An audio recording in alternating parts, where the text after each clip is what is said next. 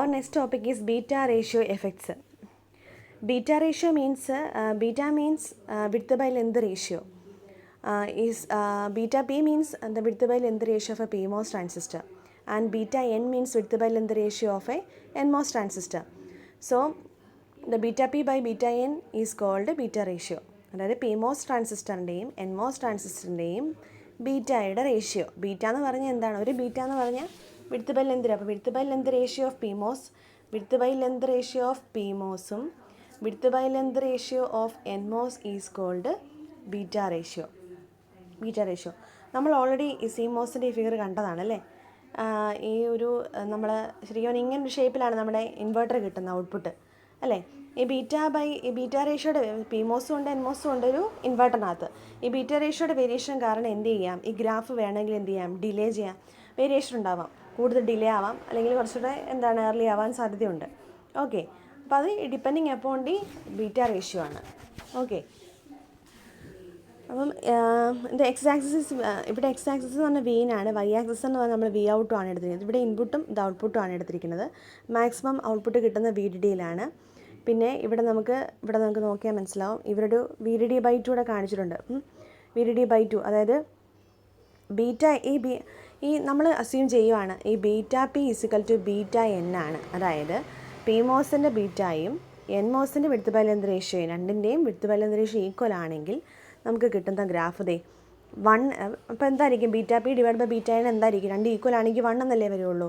അപ്പം നമ്മുടെ ഔട്ട്പുട്ട് കിട്ടുന്ന എവിടെയാണ്? VDD/2ലാണ് സ്വിച്ചിങ് നടക്കുന്നതെന്നുള്ള.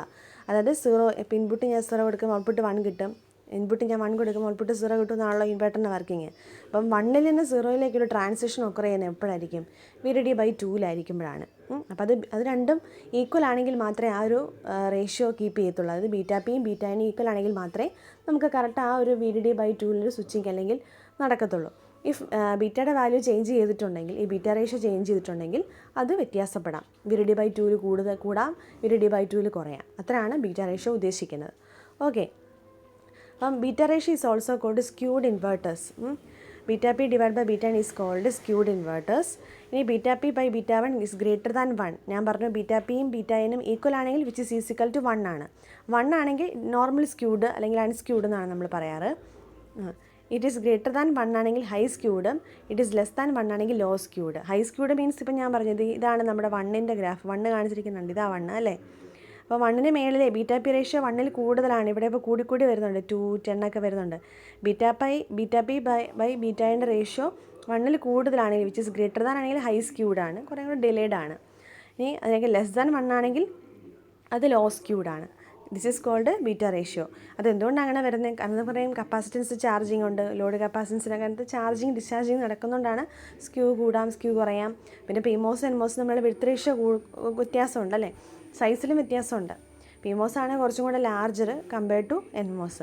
അതുപോലെ ഹോൾസിൻ്റെ മൊബിലിറ്റി കുറവാണ് compared to electrons. Okay, this is called beta ratio. Beta ratio means ഉദ്ദേശിക്കുന്നത് അത്രേ ഉള്ളൂ. എന്താണ് ബീറ്റ റേഷ്യോ? അതിന് അൺസ്ക്യൂഡ് അല്ലേ നോർമൽ സ്ക്യൂഡ് എന്നാണ് പറയുന്നത്. അത് 1 ആണെങ്കിൽ അങ്ങനെ പറയാം. വിച്ച് ഈസ് ഗ്രേറ്റർ ദാൻ 1 ആണെങ്കിൽ ഹൈ സ്ക്യൂഡ് എന്നും ലെസ് ദാൻ 1 ആണെങ്കിൽ ലോ സ്ക്യൂഡ് എന്നുമാണ് പറയുന്നത്. പിന്നെ എന്താണ് സ്ക്യൂ എന്നുള്ളൊരു ഫിഗറായിട്ട് നമ്മൾ കാണിച്ചിരിക്കുകയാണ് ചെയ്തിരിക്കുന്നത്. ഇതാണ് beta ratio of A inverter.